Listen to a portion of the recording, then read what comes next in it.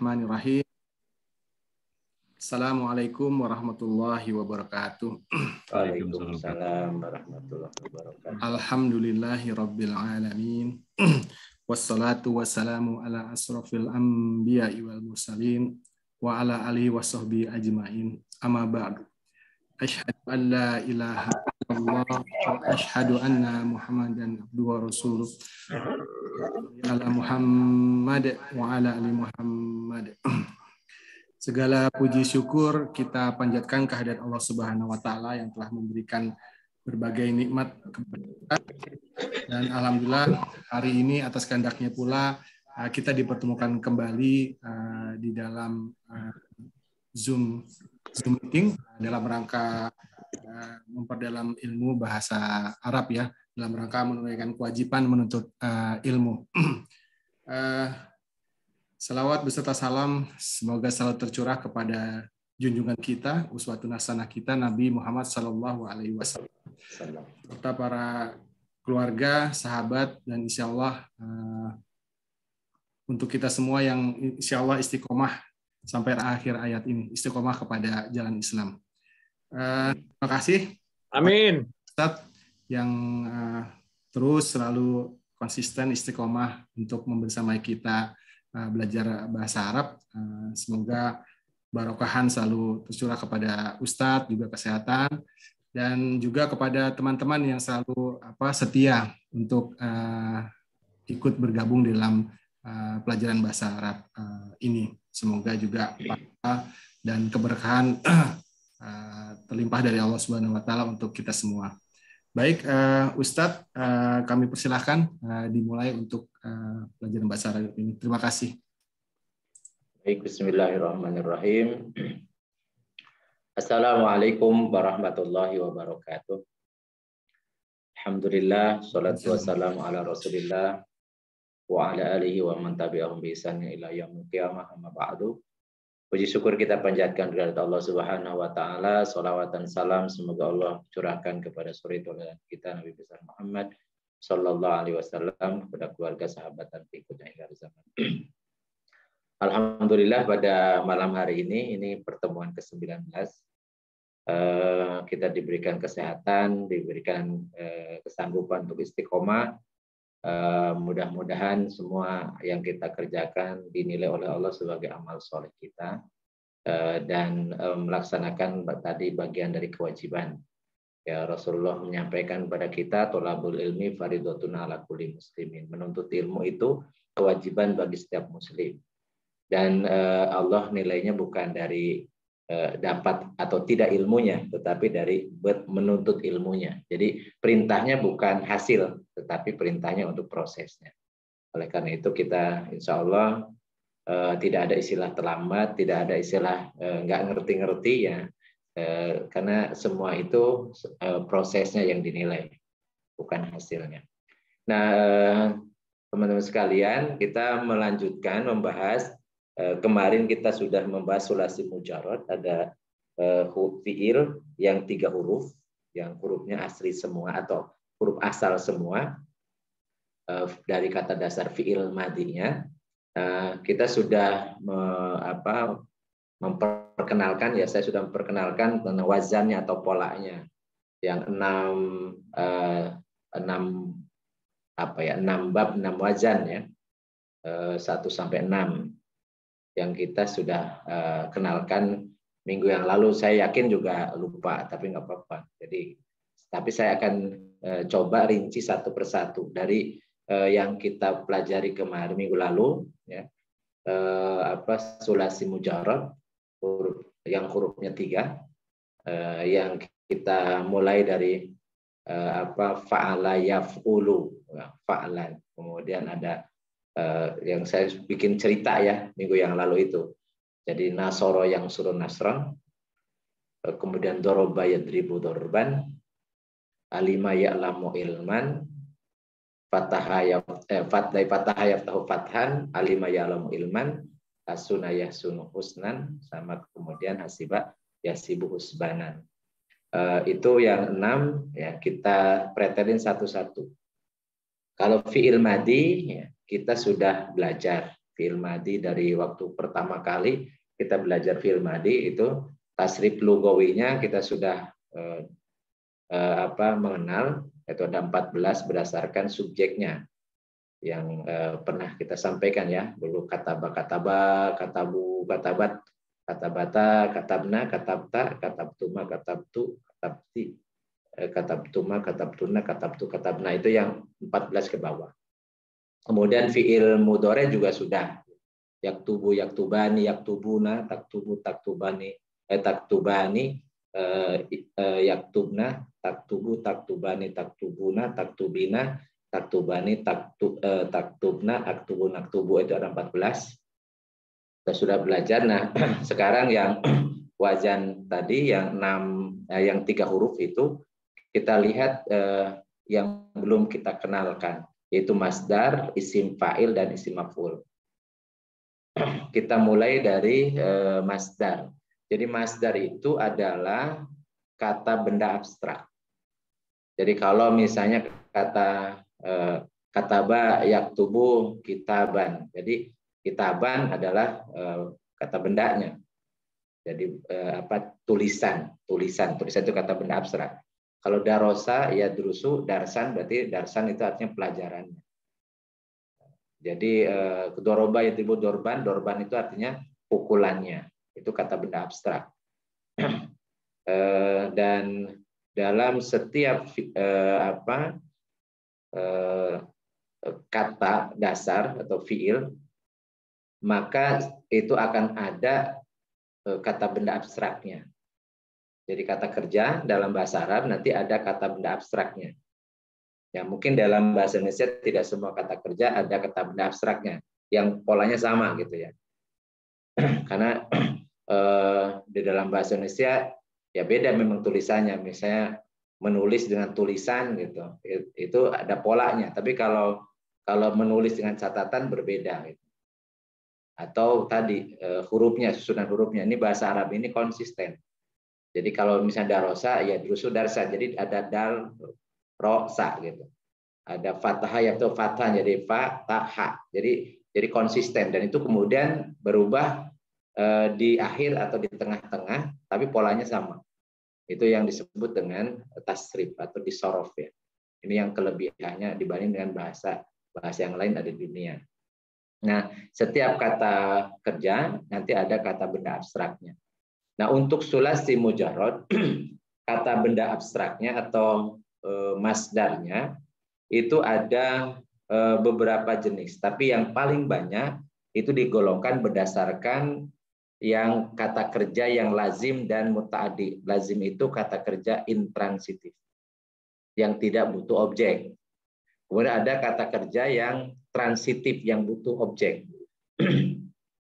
Jadi ini polanya hampir yang mayoritas, walaupun ada juga pencilan-pencilannya, tetapi umumnya kata kerjanya intransitif itu bentuknya wajan masdarnya fu'ul atau fu'ulan atau fu'ulun atau fu'ulin ya. Jadi fu'ul. Contoh misalnya seperti jalasa artinya duduk. Jalasa telah duduk, yajlisu sedang duduk. Nah, masdarnya adalah julusun. Julusan atau julusin atau julusun. Jadi kalau sun, san, sinnya itu tergantung kedudukannya dalam kalimat atau disebut dengan nahunya ya. Dia apakah kedudukannya sebagai fa'il, sebagai subjek atau sebagai maf'ul atau sebagai keterangan. Jadi bisa julusun, bisa julusan, bisa julusin. Tapi polanya bentuknya julus atau fu'ul ya, fu'ulun. Misalnya tola'ah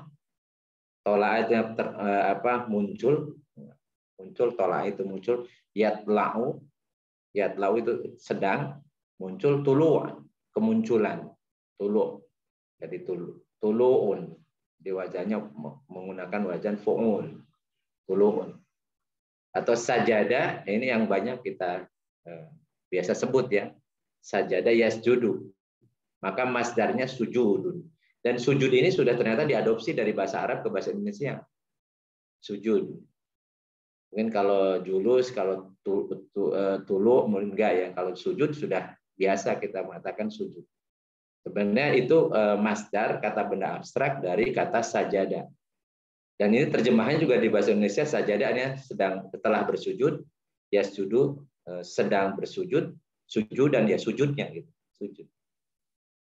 Kemudian ada misalnya qa'ada itu sama dengan jalasa, tapi ada perbedaan caranya ya, cara duduknya. Jadi qa'ada itu juga duduk, qu'ud ya. Qa'ada yaqudu qu'udan atau qu'udun atau qu'udin. Jadi qu'ud artinya duduk, sama dengan julus. Cuma nanti bentuk duduknya beda ya. Atau cara duduknya beda. Apapun terjemahan bahasa Indonesianya duduk semua gitu ya. Tergantung konteksnya nanti dalam kalimat. Nah, kemudian fiil yang muta'addi, yang transitif, yang butuh objek, itu mengikuti kebanyakan ya, mengikuti wazan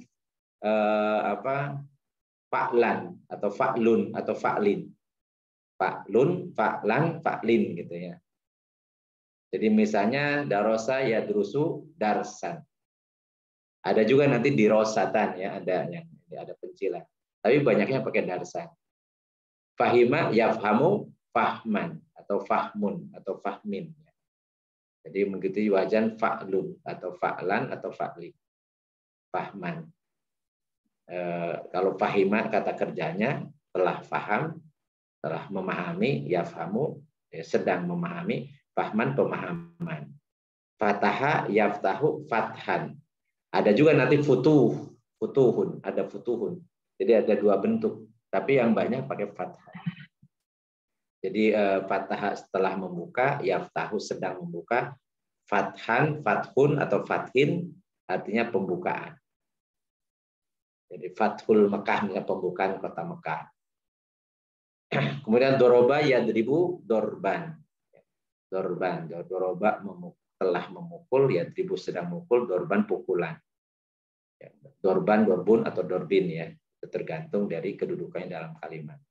Sami'a yasma'u sam'an. Sam'un atau sam'in ya. Sam'an, sam'un, sam'in itu masdar dari sami'a. Atau yang lain banyak ya. Nanti kalau kita cek satu-satu, misalnya kataba yaktubu katban. Alima ya'lamu ilman ya. Jadi alima ya'lamu ilman. Alima artinya telah mengetahui, ya'lamu sedang mengetahui, ilman pengetahuan. Jadi nanti kalau yang bentuk-bentuk kata benda abstrak, kita cukup tahu fi'il madinya, maka kemudian kita bisa menerjemahkan. Jadi terjemahan adalah kata benda abstrak dari fi'il ya. Itu masdar. Nah, nanti kita ketemu dalam Al-Quran banyak ini yang bentuk masdar, termasuk surat Al-Fatihah, alhamdu ya. Alhamdu itu adalah masdar dari hamidah. Yahmadu hamdan. Atau hamdun atau hamdin. Pakai alif lam jadi alhamdu. Artinya pujian. Nah, kenapa diterjemahkan segala puji? Itu kita sudah jelaskan. Karena itu pakai alif lam ya di depan, jadi sudah definitif, maksudnya segala pujian. Yang pujian sebagai apa? Yang berhak mendapat pujian, semua pujian hanya Allah. Makanya pakai alif lam. Tapi kalau hamdun saja ya pujian kepada siapapun gitu. Jadi tidak ditentukan untuk siapanya. Yaitu ma'rifat nakirah, kita belajar ini nahu ya. Tapi alhamdu itu ada masdar. Fi'il madinya hamidah, fi'il mudhari'nya yahmadu. Masdarnya hamdan. Nanti kalau isim fa'ilnya nanti kita bahas jadi hamid. Nah, kemudian isim maf'ulnya mahmud. Makanya ada mahmud. Jadi hamidah, yahmadu, hamdan, alhamdu, alhamdi, alhamda. Kemudian yang memujinya disebut hamid, yang dipujinya adalah mahmud. Nah, nanti kalau kita sudah belajar tasrif ya atau sorof, ini cari nama gampang. Cari nama gampang. Tinggal kita apakah cari namanya dengan masdarnya atau isim fa'ilnya atau isim maf'ulnya. Mana saja yang bisa kita ini kan, karena teman-teman ini kan mau punya cucu nanti ya. Jadi cari namanya lebih mudah kalau sudah paham tentang sorof atau tasrif. Minta sama Ustadz aja, Ustadz. Atau boleh ke saya juga boleh. Nah, itu masdar ya. Mudah-mudahan ini nanti sepeda nanti kita bisa diskusi. Nah, kemudian setelah masdar, jadi mohon maaf, masdar ini juga bisa tadi mu'anas sama mudzakarnya ya. Misalnya darsatun atau dirosatan itu mu'anasnya. Fahmun bisa fahmatun gitu. Tapi jarang masdar ini dibikin mudzakar mu'anas, jarang. Nanti yang ada nanti adalah isim fa'il dan isim maf'ul. Yang ada mudzakar mu'anas, jamak mu'anas mufrad musanna jamak itu ada. Kalau masdar biasanya sih tidak. Ya, jadi satu bentuk atau disebutkan semua, ada yang mu'anas atau mudzakar. Atau itu berlaku untuk mu'anas dan mudzakar gitu ya. Nah, yang kedua adalah isim fa'il. Isim fa'il beda dengan fa'il ya.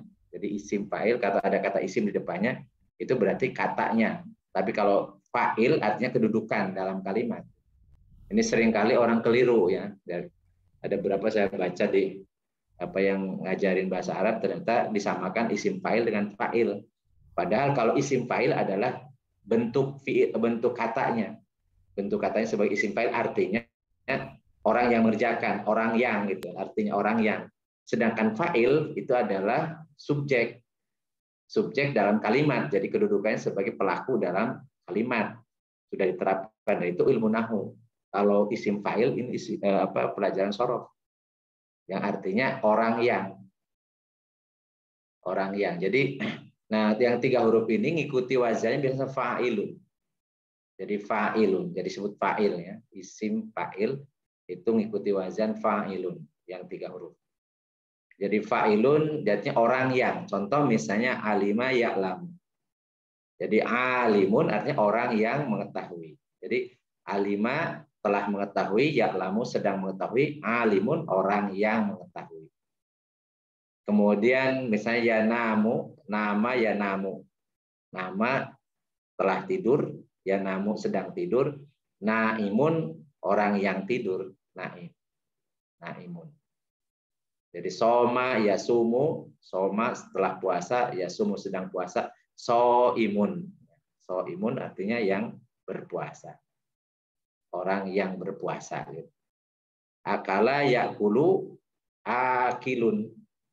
Akala telah makan, yakulu sedang makan, akilun orang yang makan. Akil.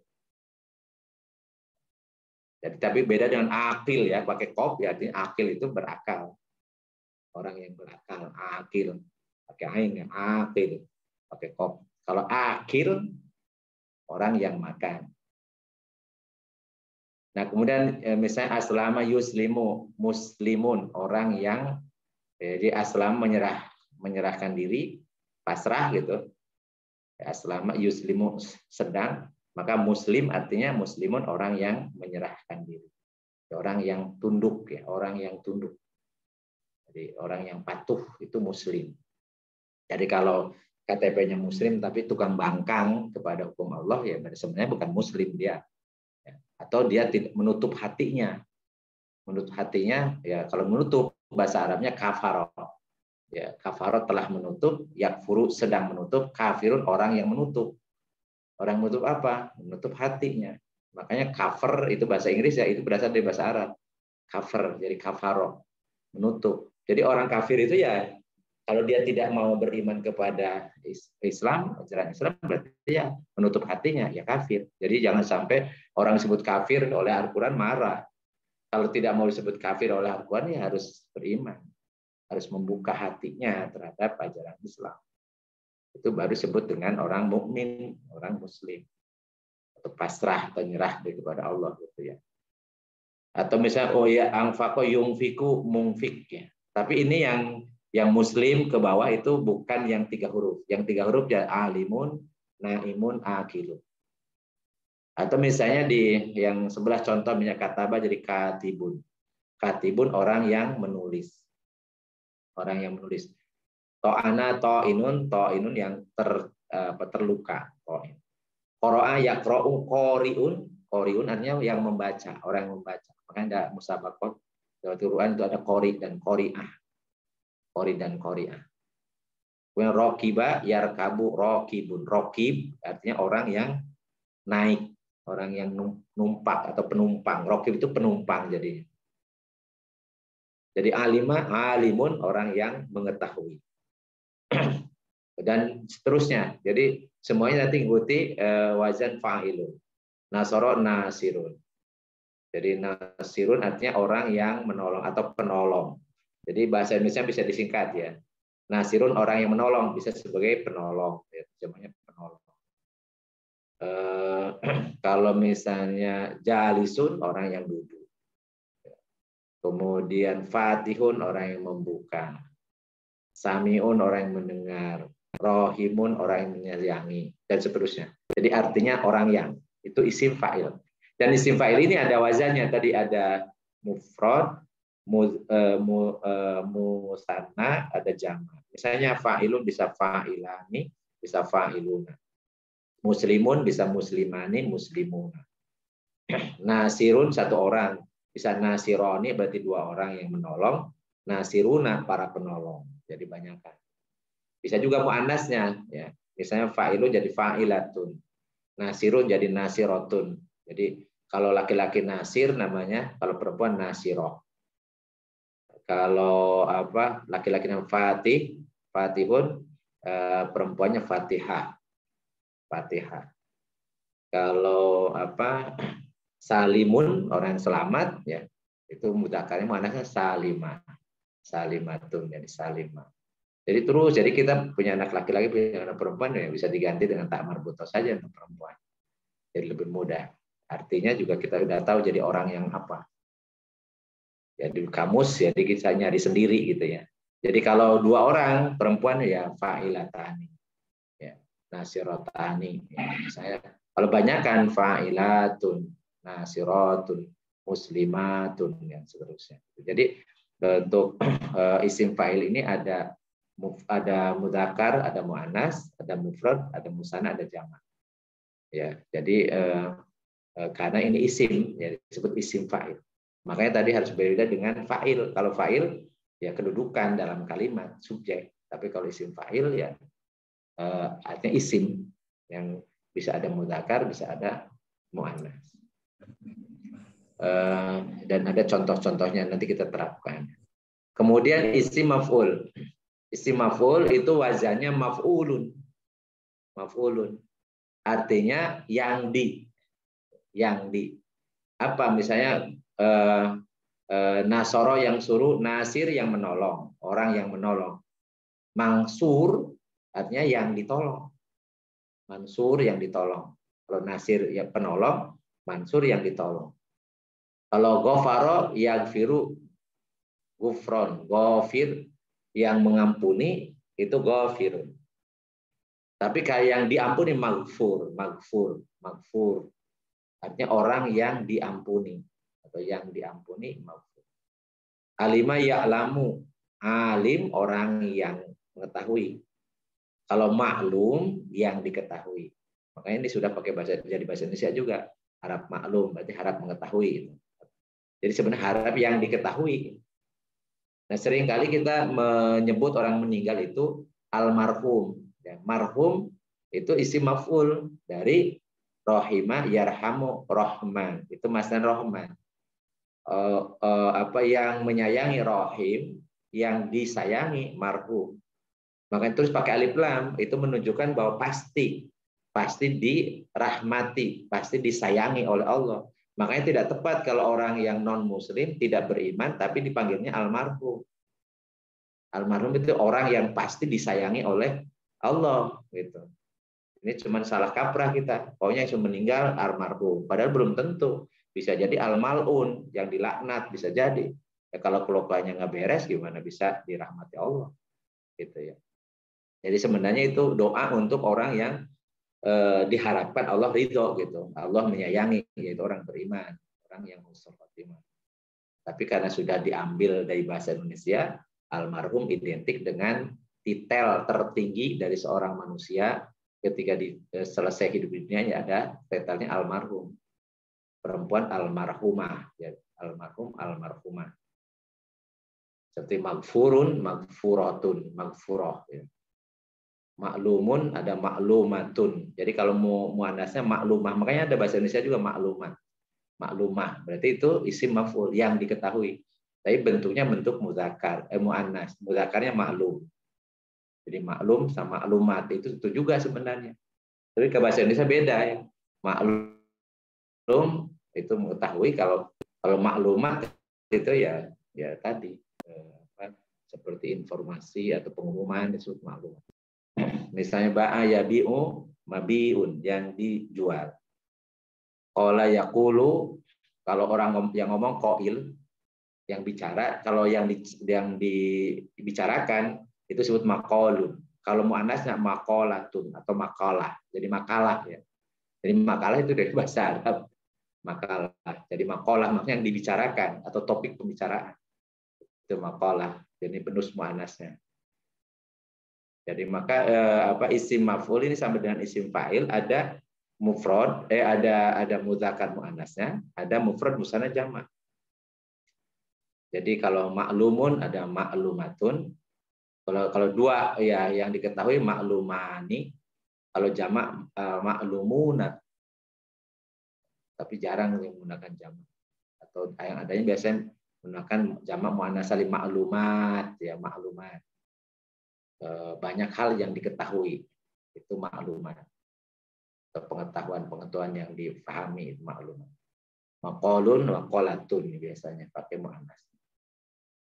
Sehingga ada wazannya ini yang lugawi, kalau ke bawah sama dengan isim fa'il tadi maf'ulun, ada maf'ulani, maf'uluna, maf'ulatun, maf'ulatani, maf'ulatun. Jadi ada bentuk muzakkar, ada bentuk muannas, ada bentuk mufrad, musanna, dan jamak.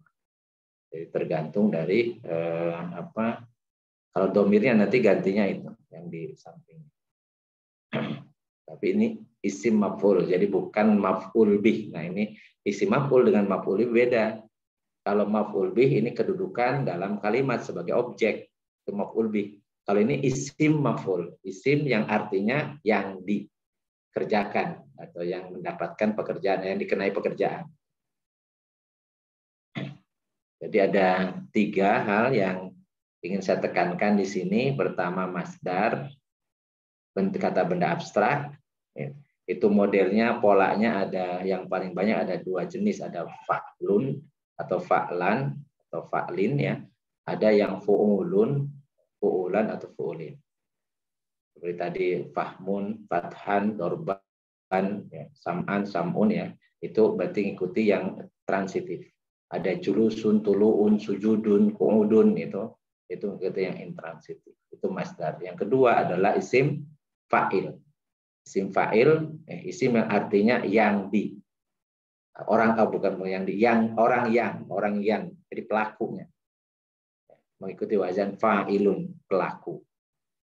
Jadi alimun yang mengetahui, orang yang mengetahui, naimun orang yang tidur, akilun orang yang makan, dan seterusnya. Katibun orang yang nulis, qori'un orang yang membaca, sami'un orang yang mendengar, dan seterusnya. Itu isim fa'il. Nah, nanti setiap kata bisa dilihat tuh isim fa'ilnya apa. Kalau mengerjakan, sehingga terjemahannya lebih mudah. Kemudian yang ketiga adalah isim maf'ul. Jadi ini beda dengan maf'ul bih. Maf'ul bih itu kedudukan dalam kalimat sebagai objek. Kalau isim maf'ul artinya yang dikenai pekerjaan, yang diketahui, yang diampuni, yang didengar, yang dijual, yang disampaikan, yang dikatakan, yang diinginkan, dan seterusnya. Itu namanya isim maf'ul. Nah, ini wazannya. Oke, ini saya sengaja sedikit-sedikit materinya supaya tidak lupa. Ya, banyak lupanya. Jadi banyak informasinya, banyak lupanya. Sedikit-sedikit, tapi kita istiqomah, dan yang berikutnya, ya sesi berikutnya saya ingin menerapkan ke Al-Quran untuk memahami surat-surat pendek. Mungkin target saya mudah-mudahan bisa istiqomah teman-teman. Juz amma ini kita bongkar, kita pahami. Walaupun mungkin ada beberapa yang panjang, mungkin kita yang ambil yang pendek-pendek saja, yang biasa dibaca di dalam sholat, ya, baik oleh imam kalau kita misalnya jadi makmum atau kita sendiri, ya, sambil supaya hafalannya bukan hanya kul huwallahu ahad Allahu samad terus atau paket kul ya, tapi tambahin sekarang. Ya, minimal ya di dalam juz amma, juz ke-30 itu ada surat-surat yang kita sering baca. Sehingga itu kemudian kita pahami dan resapi. Insya Allah kalau bacaan dengan pemahaman itu lebih ya membekas ketimbang hanya bacaan saja. Walaupun secara hukum fikihnya sah. Kita paham atau tidak paham, kita membaca surat, itu sah sholat kita. Tapi tentunya lebih utama kalau kita memahami. Nah, kita masuk ke surat yang ke-100 ini. Jadi kita sudah membahas, berarti sudah 14 surat ya. Karena sudah 13 surat, karena jumlahnya 114. Berarti sudah 14 ya menurut saya. Dari At-Takasur, kemarin Al-Qari'ah, minggu lalu. Jadi sekarang kita membahas surat yang ke-100. Judul suratnya Al-Adiyat. Adiyat itu jadi kuda perang. Jadi kuda perang. Kenapa kok Allah bersumpah dengan kuda perang ya? Jadi kalau mungkin saya cerita dulu. Dulu kendaraan yang paling mewah, yang paling mahal, yang paling disayangi oleh pemiliknya adalah kuda. Dan kuda yang paling top, yang paling mahal adalah kuda perang. Jadi kendaraan-kendaraan itu ada dulu zaman Nabi Rasul itu ada keledai, itu kendaraan ya. Keledai ini biasanya untuk ngangkut yang ringan-ringan atau jarak dekat. Karena keledai ini tidak tahan panas, tidak kuat ya, tidak kuat, tidak sekuat unta. Nah, dan karena kecil juga ya. Kemudian yang agak naik sedikit kendaraan berikutnya adalah unta. Nah, unta ini biasanya untuk kendaraan ya bisa jarak jauh dan itu biasanya juga untuk bawa barang termasuk bawa orang dan jalannya lambat. Jadi tidak bisa dikejar ya, di target waktu gitu. Jadi unta itu. Tapi dia kuat, tahan panas ya, bisa nahan kekurangan air dan seterusnya, itu unta atau ibilun ya, ibil. Nah, kemudian yang paling top itu adalah kuda. Dan kuda itu biasanya karena jumlahnya tidak banyak dan ada kuda memang yang kuda bisa hanya untuk barang-barang gitu ya. Tapi yang paling mahal, yang paling disayangi oleh pemiliknya adalah kuda perang. Dan itu harganya juga harganya juga sangat mahal dulu kuda itu. Dan memiliki kuda perang itu sebagai tanda orang kaya. Itu kuda perang namanya Al-Adiyah. Jadi kemudian atau di ini ribatil khail ya, khail itu namanya khail. Al-Adiyat ini sebenarnya sifatnya. Al-Adiyat itu sifatnya, tapi yang kudanya namanya khail. Jadi kuda perang itu khail. Jadi orang kalau dia kemana bawa, misalnya berangkat kemana-mana pakai kuda, dan itu kemudian kudanya memang disayang luar biasa, melawan musuh untuk jarak jauh dan bisa ditarget dengan cepat. Ya, bisa dipacu gitu ya, kuda itu bisa dipacu. Sehingga ini Allah menggunakan Al-Adiyat, kuda perang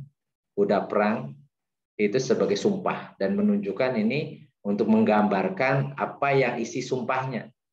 Jadi ada isi sumpahnya, tapi sumpahnya dengan makhluk. Jadi Allah kalau bersumpah dengan makhluk, tapi kalau manusia bersumpah tidak boleh dengan makhluk, bersumpah hanya dengan Allah saja. Wallahi, Allahi atau billah. Demi Allah saja, nggak boleh dengan yang lain. Nah, Allah berfirman, bersumpah, wal adiyati dhabhan. Jadi dengan kuda perang yang terengah-engah larinya. Jadi kalau atau ada yang mengatakan mendengus. Jadi kalau kuda ini terus lagi semangat karena kuatnya dan menyerang musuh, dia biasanya dipacu oleh penunggang kudanya dengan lari yang sangat kencang. Dan kemudian ada dengusan. Jadi nafasnya itu dia bisa kuat nahan nafas jalan lari kencang, dan dia bisa tahan lama, disebut dengan tenaga kuda gitu ya. Itu luar biasa. Makanya demi kuda perang yang mendengus gitu, yang lari terengah-engah. Wal muriyati qadha.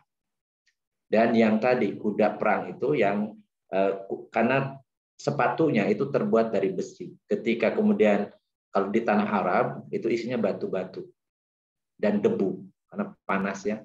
Jadi yang mengumpulkan api sekaligus juga ada percikan api, mengumpulkan asap, ya, debu yang membumbung tinggi. Kemudian juga yang kalau berbenturan dengan batu dan sebagainya itu memercikan api. Itu muriyati qadha. Itu saking kuatnya dan hebatnya kuda perang. Kemudian fal mughirati subha, dan dia mughirat itu cepat, secepat kilat menyerang musuh. Dan kebiasaan dulu Rasulullah ketika nyerang musuh itu di subuh, jadi tidak siang. Jadi makanya kalau mendengar misalnya satu kampung Rasulullah sudah menyiapkan tentara mau nyerbu kampung itu, tapi kedengar suara adzan subuh, maka Rasulullah mengalihkan, jadi berhenti, tidak jadi menyerang. Karena kalau di situ ada adzan subuh berarti Muslim. Walaupun negerinya bukan masuk wilayah negeri Islam, tapi mungkin dia sudah masuk Islam, artinya Islam sudah sampai ke mereka. Maka Rasulullah menghentikan, tidak boleh terjadi tidak boleh menyerang daerah yang sudah terdengar adzan. Mughiratin ini kuda perang yang menyerbu dengan cepat di waktu subuh. Subhannya ini hal. Jadi Allah bersumpah. Fa'athar nabihi naq'an. Fa'athar nabihi naq'an. Jadi fawasat nabihi jam'an. Jadi yang serbuannya karena cepat itu kemudian ada bekas, jadi bumbung tinggi debunya. Ini karena lingkungannya daerah yang diserbu biasanya di daerah di sekitar Jaziratul Arab. Itu awal-awal ketika turun ayat-ayat ini, peperangan itu terjadi di daerah sekitar Madinah. Jadi kita lihat dulu tafsirnya. Jadi sambil buka tafsir Ibnu Katsir ya. Biar ada tafsir yang ada pemahaman yang berbeda.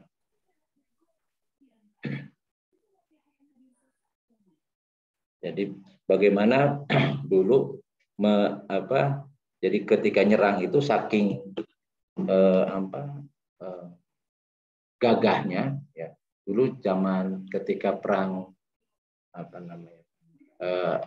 pernah Rasul ketika munculnya tuh pejuang yang dikenal sebagai panglima perangnya Rasul Khalid bin Walid, itu bagaimana punya strategi ya, tentara kudanya itu dibuat sedemikian rupa supaya dari beberapa arah, kemudian sengaja diputar-putarkan kudanya sehingga membumbung tinggi itu debu, sehingga tentara Romawi pada saat itu mengira ada bantuan baru tentara Rasulullah yang datang dari Madinah, sehingga kemudian musuh lari. Jadi ini yang disebut dengan fa'athar nabi naq'an. Jadi yang menghasilkan, jadi karena rombongan tentara kuda ini dan kudanya yang lari kencang, kemudian akan menghasilkan membumbung tinggi, mengepul bukan asap ya, tapi debu. Jadi menerbangkan debu-debu. Fawasat nabihi jam'an, kemudian fawasato itu artinya nembus sampai ke pertengahan di kelompok musuh. Jam'an di situ kelompok musuh. Ini tentara kuda disebut farisun ya, penunggang kuda. Ya, kudanya yang gagah, yang hebat, yang kuat.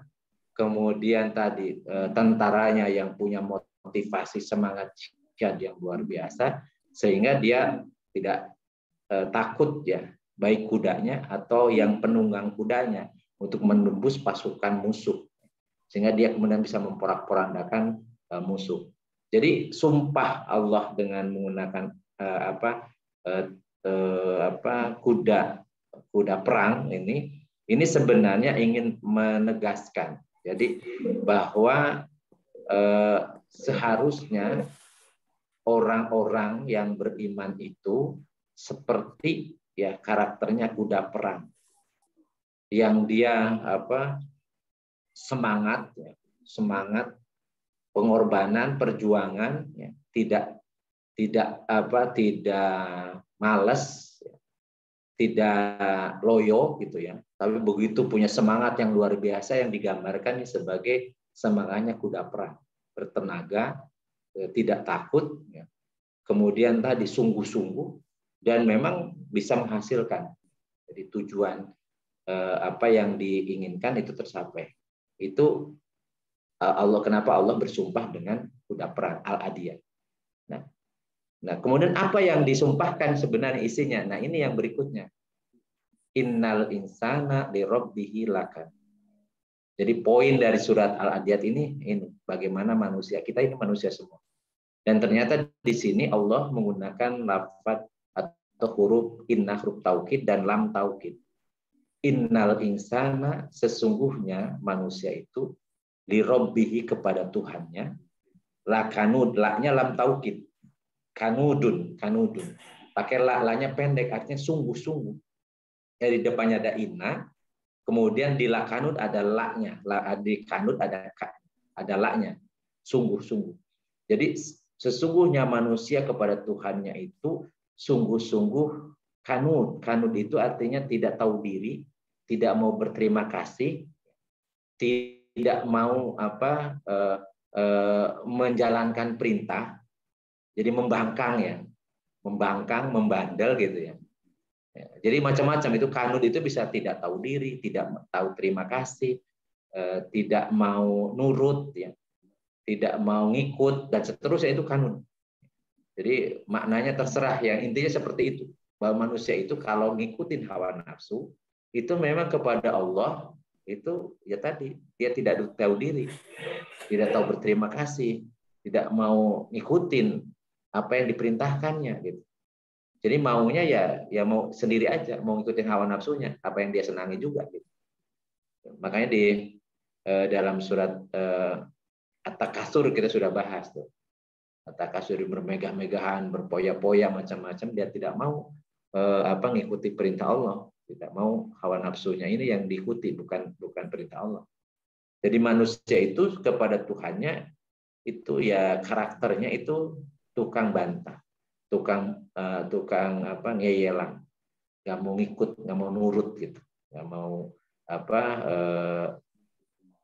berterima kasih dan seterusnya itu lakan. Kenapa kok dia kanud? Kenapa dia seperti itu manusia itu? Wa innahu ala dzalika lasyahid. Ya pertama sebenarnya dia yang ayat ini sebenarnya yang belakang bawahnya. Ayat ini menunjukkan bahwa membangkangnya manusia itu ada yang mengatakan innahu kepada Allah. Sesungguhnya Allah kepada pembangkangan seorang manusia itu sungguh-sungguh Allah menyaksikan. Itu satu tafsir. Ada tafsir lain hu-nya kepada manusia. Sesungguhnya manusia kepada apa yang dia lakukan yaitu membangkang kepada Allah itu dia saksikan sendiri. Bahkan ada yang menyadari iya sih pengennya saya pengennya taat, tapi gimana lagi kan, namanya tuntutan jabatan, tuntutan gaya hidup, tuntutan macam-macam gitu. Jadi ya sadar karena dia tidak taat ya. Saya pengen sih jadi orang soleh tapi gimana gitu. Saya pengen sih orang ahli ibadah tapi ya itu banyak hal dia sadari gitu. Itu satu tafsir bahwa orang membangkang kepada Allah dia sadar, dia saksikan pembangkangannya. Tapi ya tadi tidak berubah-ubah. Tapi kalau ada nasirkan hu-nya kepada Allah, berarti sesungguhnya Allah terhadap pembangkangan manusia itu sungguh Allah menyaksikan. Ada terjemah tafsir seperti itu. Wa innahu, dan sesungguhnya hu-nya kepada manusia, sesungguhnya manusia lihubbil khairi, kecintaannya kepada al-khair ditafsirkannya harta. Atau ada yang mengatakan al-khair bermakna semua kenikmatan dunia. Jadi kecintaan kepada harta, kepada dunia, la syadid, sungguh-sungguh sangat kuat, sangat keras cintanya.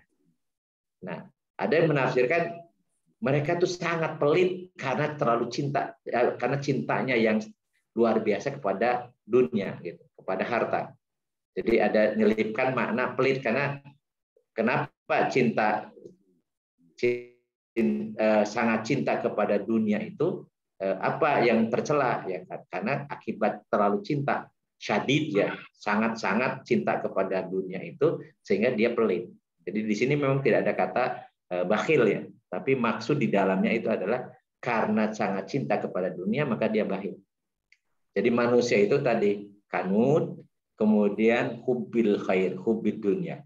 Nah, kemudian oleh Allah diingatkan, afala ya'lamu idza bu'thira ma fil qubur. Afala, maka apakah tidak dia ketahui, ya'lamu. Maka fa-nya maka apakah la tidak, ya'lamu dia akan mengetahui. Apakah dia tidak mengetahui?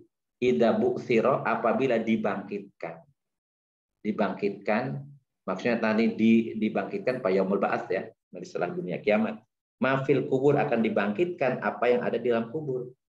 Ya, nanti yang dari kubur itu akan dibangkitkan lagi. Ya, semua manusia dari yaumul ba'ats ya akan dibangkitkan dari alam kubur. Nanti wajahnya wajah baru-baru semua, dan wajahnya itu tergantung perbuatan ketika selama di dunia. Kalau perbuatannya cakep ya, maka nanti dibangkitkan wajahnya cakep. Tapi kalau perbuatannya menjijikan, perbuatannya tercela, ya maka nanti celak juga ya. Jadi bangkitkannya ya sesuai dengan kelakuannya gitu.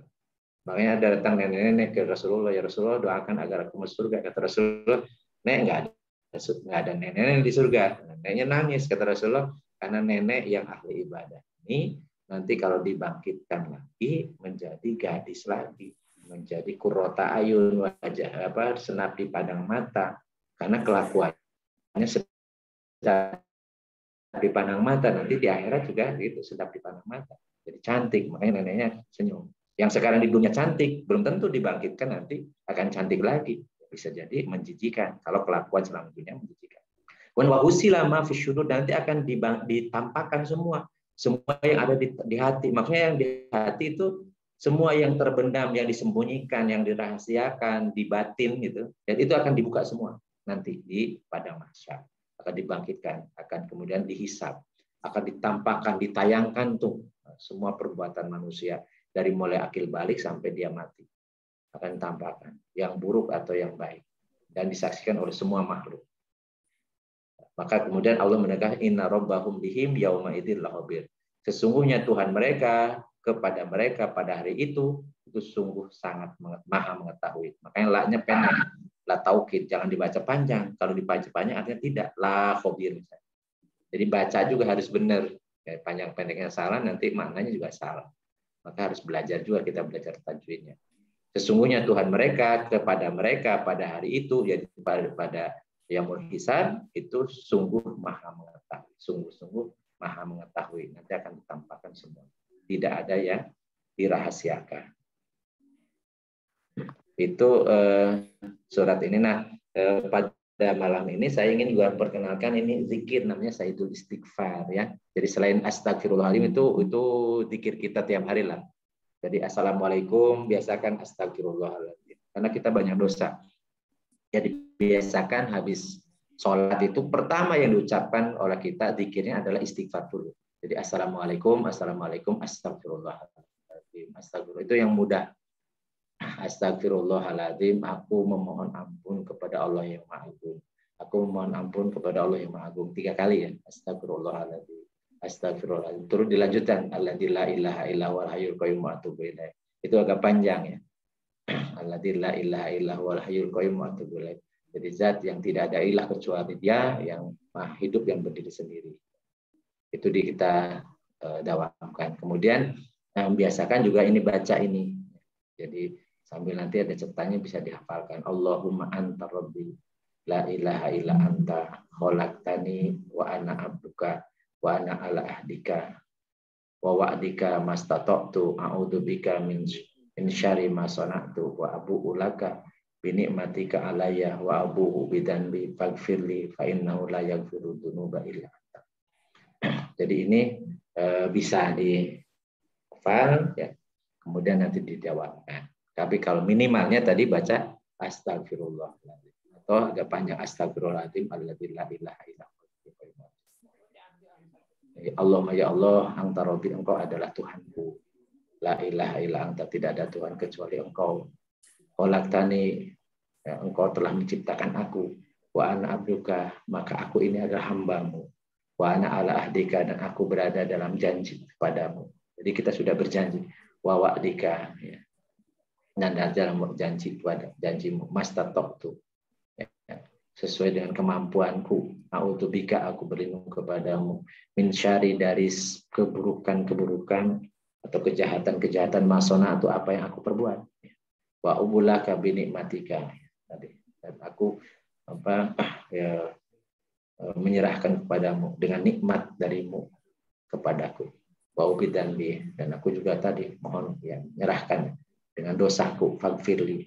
Jadi maksudnya kita ini terbuka kepada Allah ya, karena Allah tidak sebutkan juga, Allah Maha tahu gitu, bahwa apa kita yang syukur nikmat, yang berterima kasih atau tidak. Atau tadi kita menyerahkan diri nih dengan dosaku, maka ampunilah aku, karena tidak ada yang mengampuni dosa kecuali engkau. Jadi ini sebagai bentuk ya, pengakuan kepada Allah. Jadi pengakuan kepada Allah selain doa habis tahajud ya, kita sudah sampaikan sebelumnya, juga nanti ini doa Sayyidul Istighfar kita biasakan baca setelah sholat. Ya. Jadi syukur kalau hafal, kalau tidak hafal ya dibaca. Tapi kalau tidak sempat dan belum hafal, maka minimal baca istighfar yang biasa kita. Insya Allah udah hafal. Baik teman-teman sekalian, ini yang saya ingin sampaikan. Untuk selanjutnya silahkan, karena ternyata udah 21. Khawatirnya ngantuk, ternyata saya agak sedikit kelap-kelip ini ngantuk. Karena tadi saya ke kantor ke Sukabumi, jadi pulangnya ternyata ya macet sedikit ya. Macet sedikit. Silakan kalau ada yang mau disampaikan, mau dikomentari, atau bertanya dengan yang lain, masalah lain yang kita bahas tadi. Ya, insya Allah sih nggak ngantuk, saya sudah minum kopi saya. Kopinya masih Pak saya. Kalau ada pertanyaan, ibu-ibu mungkin. Silakan kalau ada pertanyaan. Iya. Bang Maruli suka tanya. Ibu-ibu biasanya. Ibu-ibu. Ya, insya Allah saya nggak ngantuk, insya Allah lah. Ini Mas Jody juga ada. Ustaz, saya tanya itu. Tadi kan saya sebut kalau ada al itu menunjukkan itu yang paling baik ya. Misalnya kayak alhamdulillah, berarti itu dari segala puji, alhamdulillah itu yang paling tinggi tingkatnya daripada hamdan ya amahu wa yukan wazida segala macam, itu berarti lebih baik dengan alhamdulillah gitu Ustaz. Bagaimana Ustaz? Jadi gini, kalau alif lam itu sebenarnya untuk ma'rifah atau terdefinisi. Jadi kalau kata pakai tanwin itu undefinitif, jadi belum terdefinisi. Misalnya hamdun, pujian apa, kepada siapa, apa yang dipuji itu belum jelas. Itu kalau pakai tanwin, hamdun, hamdan atau hamdin ya. Tapi kalau pakai alif lam, alhamdulillah itu berarti pujiannya sudah jelas. Pujiannya apa, kemudian kepada siapa, maksudnya dan seterusnya. Makanya surat Al-Fatihah itu alhamdulillah kemudian diterjemahkan bahasa Indonesia segala puji. Segala puji karena yang dimaksud itu adalah hal-hal yang memang sudah terdefinisikan kepada Allah. Karena semua yang layak untuk disampaikan pujian hanya kepada Allah saja. Jadi semuanya hal, makanya alhamdulillah itu alif lam itu menjadi ma'rifah yang dimaksud pujian segala puji apapun. Bahkan ketika kita baca ketika kita itidal itu sami Allahu liman hamidah, kemudian kita menyampaikan Rabbana walakal hamdu. Jadi ya Tuhan kami, kepunyaan Engkaulah alhamdulillah segala puji. Mil'us samawati wa mil'ul ardi wa mil'u ma syi'ta min syai'in ba'du. Baik sepenuh langit, lapisan 7 lapis lah, dan sepenuh bumi atau sepenuh apa saja engkau kehendaki, yang kau inginkan atau yang engkau kehendaki, masyita gitu. Jadi semuanya tidak ada yang tersisa, semua pujian itu milik Allah. Jadi kalau alif lam di situ itu sebenarnya menunjukkan ma'rifah karena yang dimaksud pujian kepada Allah. Apakah boleh kita memuji kepada manusia? Boleh. Boleh aja memuji. Karena memang aja dipuji misalnya. Engkau rajin sekali. Boleh. Jadi tidak diharamkan gitu. Nah, yang dipuji mestinya dia kembalikan pujian itu kepada yang punya, kepada Allah. Makanya dia dipuji misalnya, kok Mas Arya rajin banget ya, alhamdulillah. Ngomongnya gitu. Mas Arya itu kan rajin, tiap pengajian ada. Jangan bilang, loh saya dilawan. Ya, itu nggak boleh. Karena pujian itu harusnya kembali kepada yang punya. Siapa? Allah. Alhamdulillah, segala puji kepunyaan. Atau udah dan itu ganteng banget ya, alhamdulillah. Jangan bilang, oh saya dilawan walaupun sudah usia sekian tapi masih hebat misalnya, enggak. Jadi sebagai bentuk orang yang beriman, pujian itu serahkan ke pemiliknya, mengatakan alhamdulillah, segala puji bagi Allah, supaya punya kepunyaan Allah gitu. Jadi ini konsepnya alif lam, sama dengan kita mengucapkan assalamualaikum. Assalamualaikum pakai alif lam, assalamualaikum. Jadi segala assalamualaikum maksudnya keselamatan dunia akhirat. Keselamatan dunia akhirat itu atas kalian. Semoga keselamatan dunia akhirat untuk kalian. Makanya jawabannya harusnya waalaikumsalam pakai alif lam jadi.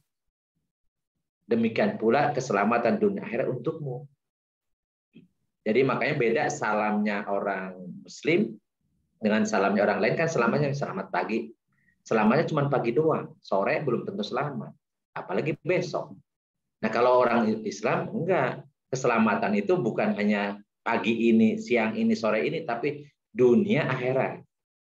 Itu doanya. Jadi makanya jangan suka diganti tuh. Ya. Makanya ucapannya harus benar, jangan lam kum, nah, apaan gitu. Lalu apalagi kalau WA tuh, WR WB, ASS WRWB. Nah kalau pakai bahasa Inggris jadi bahaya tuh kata-katanya. Jadi kalau malas nulis panjang ya sudah, nggak usah nulis panjang daripada maknanya beda gitu ya. Tapi kalau bisa diucapkan itu harus lengkap assalamualaikum.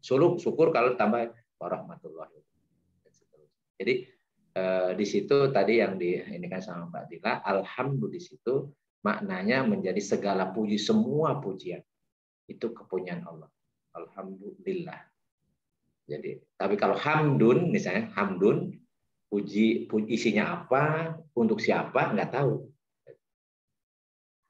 Jadi alhamdulillah segala puji. Berbagai macam jenis pujian, seluruh pujian itu milik Allah, bukan milik kita. Jadi kalau kita dipuji, balikin kepada yang punyanya, pada Allah.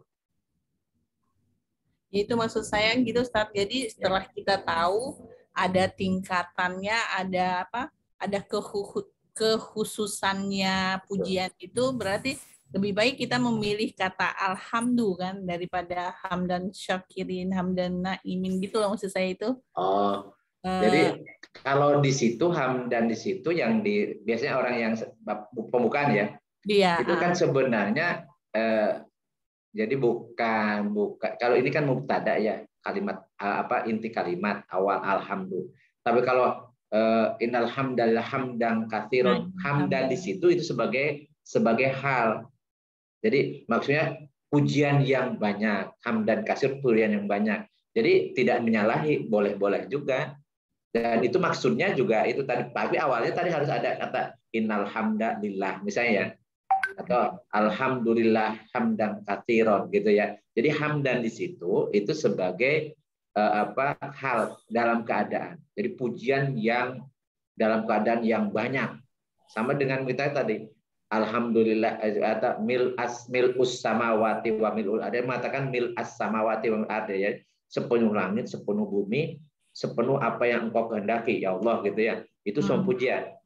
Jadi ungkapan yang menegaskan bahwa pujian kepada Allah itu dengan hamdan katsiran, dengan pujian yang banyak, hamdan thayyiban, hamdan mubarakan dan seterusnya ya.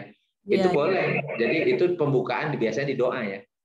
Jadi saya kalau doa gitu kan, Alhamdulillah hamdan syakiran hamdan na'imin hamdan yuafi ni'amahu. Jadi hamdan dijelaskan ke situnya. Jadi ada pujian yang apa? Pujian dalam keadaan apa gitu ya. Jadi itu sebagai ungkapan kita memposisikan pujian yang seperti apa. Jadi boleh tergantung konteksnya sebenarnya. Tapi intinya sih masuk ke pujian kepada Allah sama. Jadi kalau atau mungkin nanti kita belajar bikin ini ya apa pembukaan kalau pidato ya. Atau pembukaan sebelum doa. Jadi doa juga jangan langsung doa, hafalan dari itu langsung diawali. Itu kalau ulama dulu yang itu ada tartibnya. Jadi sebelum doa itu baca Fatihah dulu. Biasanya pakai ala hadihin ya wa kullu shalah ila hadratin Nabi Mustafa misalnya gitu ya. Jadi itu sebenarnya pembukaan. Jadi diawali dulu, kemudian nanti akhirannya biasanya tadi wa akhiru da'wana alhamdulillahirabbil alamin. Jadi akhirannya itu alhamdulillahirabbil alamin itu ujung doa. Ya, tapi diawalinya dengan diawali dengan pujian, diakhiri dengan pujian. Tapi pujiannya dengan innal hamdalillah atau hamdasyakirin, hamdan na'imin dan seterusnya. Itu etikanya naik. Silakan di tengah-tengahnya isi dengan doa. Kalau ngerti pakai bahasa Arab, doa-doa contoh Rasul. Kalau tidak ngerti, sok aja pakai bahasa apa dan doa mah ya. Kalau kadang-kadang kita minta tapi bahasa Arabnya nggak ngerti, udah pakai bahasa Sunda boleh, bahasa Indonesia juga boleh. Walaupun kemarin bahasa Sunda diledekin sama artinya dahlan ya sudahlah dianggap itu nama aja kan ngerti dia. Jadi padahal ya tadi, oke kalau kita misalnya mau ngomong gimana bahasa Arabnya nggak ngerti nih, nggak tahu pakai bahasa Sunda silahkan. Allah Maha mengetahui atas semua bahasa. Jadi tadi silahkan di tengah-tengah ya. Kan kita bisa kalau sendirian nih kan nggak orang nggak dengar, tapi Allah kayaknya Allah Maha mendengar kan. Silahkan doa dengan rangkai sendiri dengan bahasa yang kita pahami itu lebih utama ketimbang kita hafal tapi nggak ngerti kita minta apa. Kan aneh ya kita minta tapi yang dimintanya nggak tahu ini minta apa. Karena nggak ngerti bahasanya. Jadi pada memaksakan seperti itu, mendingan kita doa, sok disampaikan, dicurahkan apa yang kita inginkan pakai bahasa yang kita paham. Itu memang dari hati kita, nah itu lebih bagus. Walau alam, ya. Jadi ada lagi. Jazakallah Ustaz. Ustaz mau tanya Ustaz tentang Waalaikumsalam dengan waalaikumsalam gitu kan, memang ada koreksi yang benar tuh waalaikumsalam gitu ya. Itu ininya kesalahannya di mana Ustaz kalau waalaikumsalam saja? Jadi waalaikumsalam berarti kan tidak ada alif lamnya kan? Waalaikum itu dimatikan kan? Salam berarti tidak ada alif lamnya. Karena kalau ada alif lam kan alif lam samsiah tuh begitu dibaca kan mestinya dibunyikan waalaikumsalam gitu kan? Berarti itu ada alif lamnya. Padahal menurut pelajaran bahasa Arab yang kita pelajari ada alif lam dan tidak ada alif lam itu berbeda. Ada alif lam itu sudah definitif, sudah ma'rifah. Definitif. Kalau tidak ada alif lam itu berarti nakiro, masih undefinitif gitu. Beda. Jadi masa orang kita didoakan semoga keselamatan dunia akhirat untukmu. Kita jawabnya waalaikumsalam. Engkau selamat tapi selamatnya dunia doang. Kan nggak afdol gitu ya. Cuman kan kita nggak ngerti maksudnya kan gitu ya. Terus gimana? Ya sudah. Ya kita perbaiki sekarang itu. Kalau jawab assalamualaikum waalaikumsalam. Ya. Kalau saya biasanya wassalamualaikum. Oke, supaya selamat wassalamualaikum. Jadi waalaikumsalam. Assalamualaikum wassalamualaikum jawabannya. Wassalamualaikum. Itu jauh lebih ini. Jadi waalaikumsalam boleh, waalaikumsalam boleh. Boleh juga wassalamualaikum dan keselamatan untuk kalian. Jadi sama juga. Wassalamualaikum. Tadi udah Daniel ya yang mau nanya. Silakan Mbak. Iya. Terima kasih waktunya. Jadi begini, saya mungkin agak melenceng tapi ya seputar juga terhadap Al-Quran ya. Selama ini kan kita tahu, yang saya tahu bahwa ayat-ayat itu kan dikumpulkan ya oleh sahabat-sahabat Rasul ya. Betul ya Pak Ustadz ya? Betul. Dikumpulkan dalam persepsi saya berarti yang mengumpulkan itu tidak punya kapasitas untuk bagus-baguskan ya kalau nggak salah ya. Pokoknya dikumpulkan ya seperti adanya ya kalau nggak salah Pak Ustadz ya. Betul. Begitu pula urutannya kalau nggak salah Pak Ustadz ya. Iya. Ya. Tapi bagaimana, saya tidak ngerti arti ya, cuma begitu saya tadarus ada banyak ayat-ayat yang bunyinya indah sekali, ya kan? Secara prosa, secara sastra gitu ya. Saya sendiri nggak ngerti artinya, cuma ketukan-ketukannya gitu ya. Kata-katanya tuh ada yang sampai 2 ayat itu indah sekali gitu ya. Kalau saya artikan juga indah.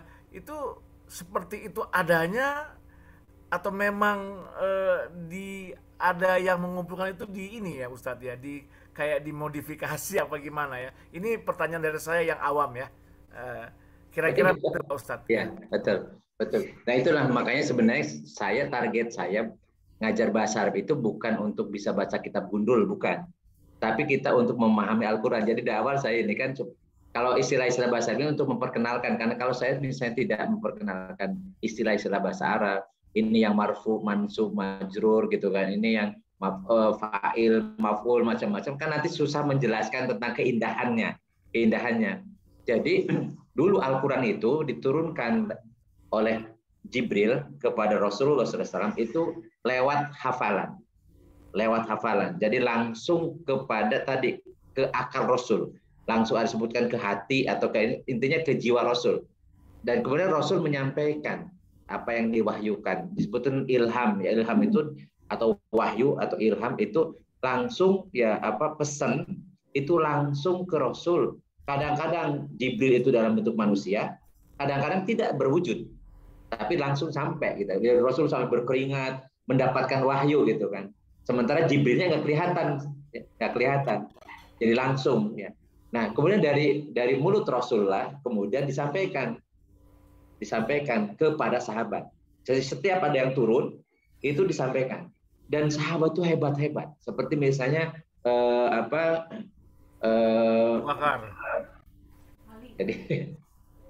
Jadi yang Qori'ul Quran ya, pembaca Quran. Ibnu Mas'ud misalnya, Ibnu Mas'ud disebut Qori'ul Quran. Beliau mengatakan menyampaikan kepada sahabat-sahabat lain, akhadtu min fi Rasulillah sallallahu alaihi wasallam sab'ina suratan minal Quran. Aku langsung mengambil dari mulut Rasul 70 surat dari Al-Qur'an. Artinya beliau langsung menghafal yang ditalaki atau yang ditalkinkan, yang diucapkan oleh Rasul langsung dari mulut Rasul itu 70 surat.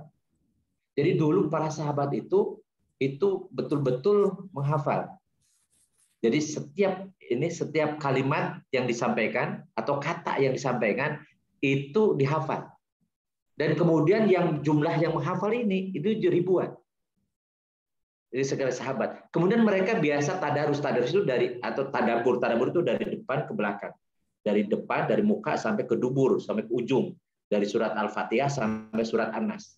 Mereka di hatam, hafal dan hatam. Artinya urutan tartibnya kan berarti baca surat Al-Fatihah dulu, surat Al-Baqarah kan gitu. Dan itu semuanya polanya sama.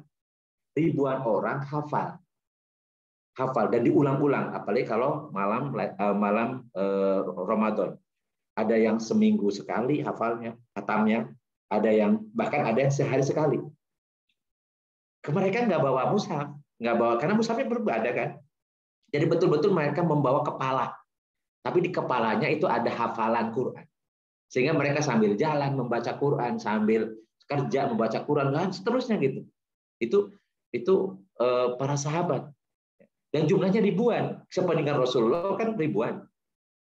Sehingga urutannya pasti sama karena kan mereka kan menghafal dan tadarus ya, pasti kan sama kan. Dan itu setiap bulan Ramadan biasanya Jibril datang ke Rasul kemudian tadarus dari surat Al-Fatihah sampai surat An-Nas, mengulang.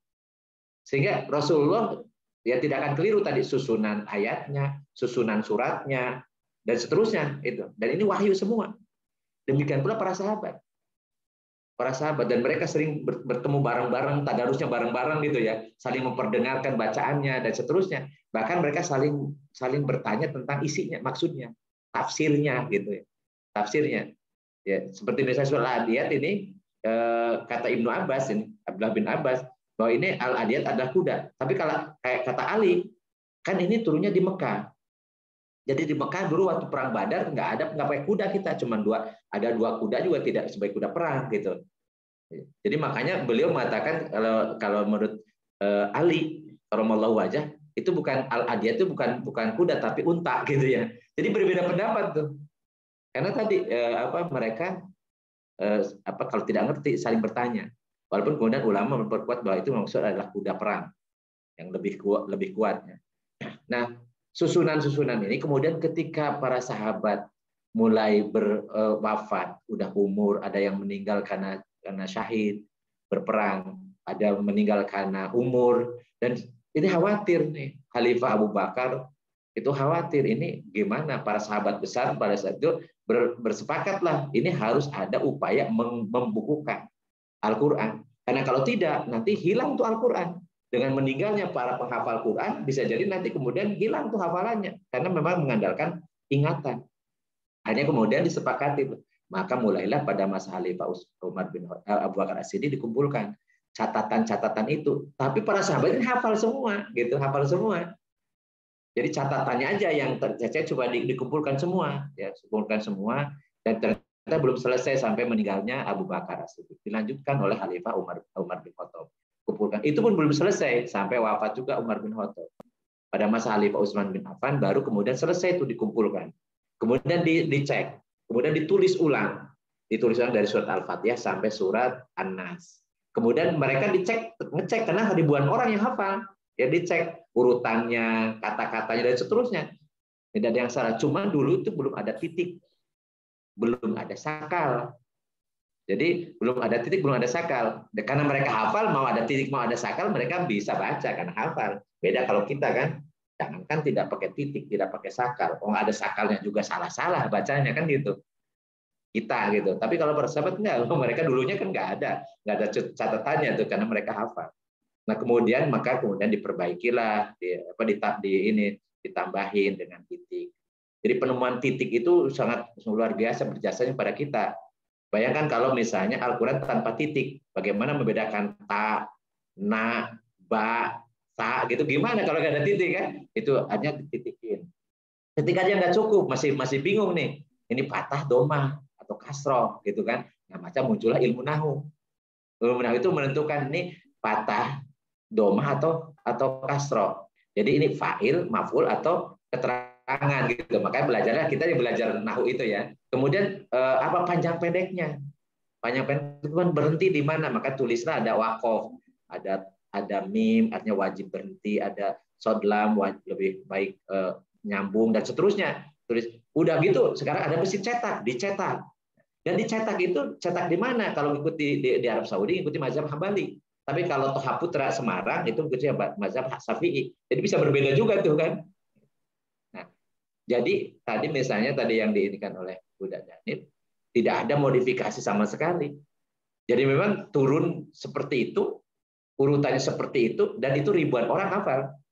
Dan itu mengkalibrasinya, itu orang penghafal-penghafal itu. Dan sekarang juga jumlahnya ratusan ribu penghafal Al-Quran di seluruh penjuru dunia. Dan sekarang ini sehingga kalau ada satu kata saja, jangankan satu kata, satu sakal saja dirubah, mestinya domah dirubah jadi fathah, itu pasti akan dicoret.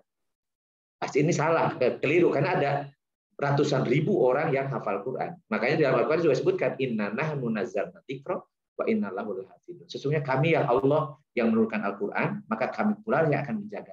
Dan alhamdulillah sampai sekarang tidak ada satupun campur tangan manusia manapun untuk tadi merubah tanda, merubah kata, apalagi merubah kalimat, apalagi merubah surat gitu ya.